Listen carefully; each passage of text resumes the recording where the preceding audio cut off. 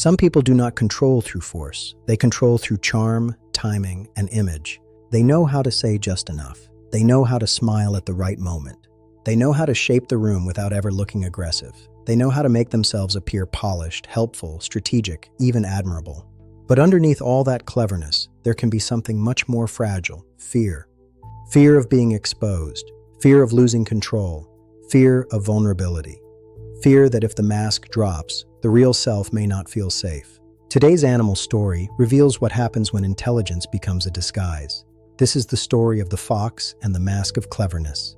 Welcome to Integrity 4x4 Animal Archetype Story Lessons, where we use symbolic animal stories to explore emotional patterns, psycho-spiritual growth, LTQS self-mastery, and aligned living.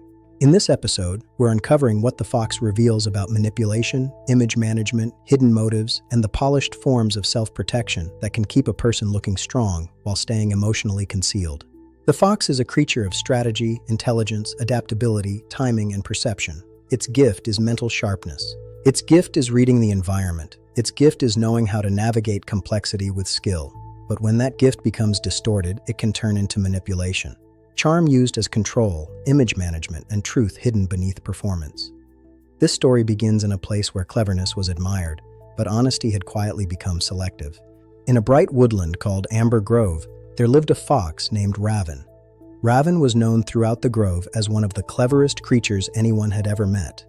He always knew what to say. He knew how to solve disputes. He knew how to negotiate exchanges. He knew how to speak differently to different animals.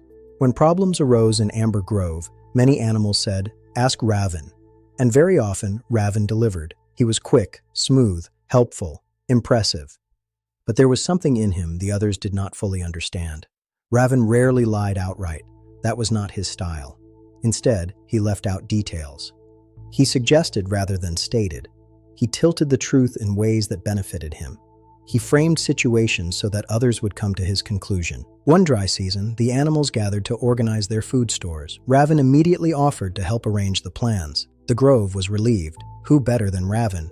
He organized the routes. He assigned the tasks. But quietly, beneath the polished language, he shaped things in his favor.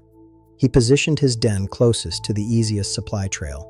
Keto the monkey said, "I thought I agreed to one thing, but now it sounds like another." Toma the elephant watched in silence and noticed the patterns. Still, when concerns were raised, Raven responded gracefully. He used just enough honesty to look transparent while never becoming fully direct. He made truth elegant.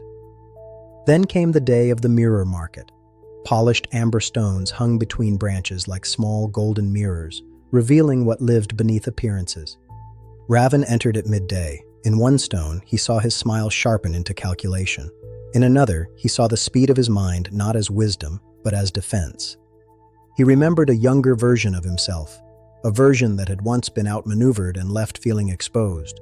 That younger self had made a vow, never be caught unprepared. Sepha the owl found him. She said, "You do not trust truth to protect you, so you use cleverness to stay ahead of it." The sentence pierced him, because it was true. The next morning, Raven called the animals together. He simply said, "I used my cleverness to shape things in my favor. I called it skill, but much of it was fear." He named the ways he had tilted fairness. Trust did not instantly repair itself, but something true had begun. His intelligence no longer needed disguise. This story is not only about a fox. It is about what happens in us when intelligence becomes armor. The shadow appears when cleverness becomes a way of avoiding honest exposure. It appears when we manage how others see us. It appears when we charm instead of tell the whole truth. It appears when performance replaces plainness. Through the LTQS lens, we first listen. Raven has to notice the urge to manage perception. He hears where performance has replaced honesty. Then, we tell the truth. The confession. I used my cleverness to shape things in my favor. I called it skill, but much of it was fear. We choose wisely, clean honesty over managed impression. And we stay aligned through clear speech, visible intention, and one face, not many. From an EFV perspective, this is polished self-protection. The system defends itself through charm and image management to avoid the vulnerability of being exposed. In real life, this looks like saying the right thing without saying the real thing. It can show up in relationships, leadership, and conflict. Where do you polish what needs honesty? The goal is not to shame intelligence, but to cleanse it. Real wisdom does not need disguise. It can be plain, direct, and transparent. That is the healed fox. So I leave you with this question. Where do you polish what needs honesty? Let this be your declaration.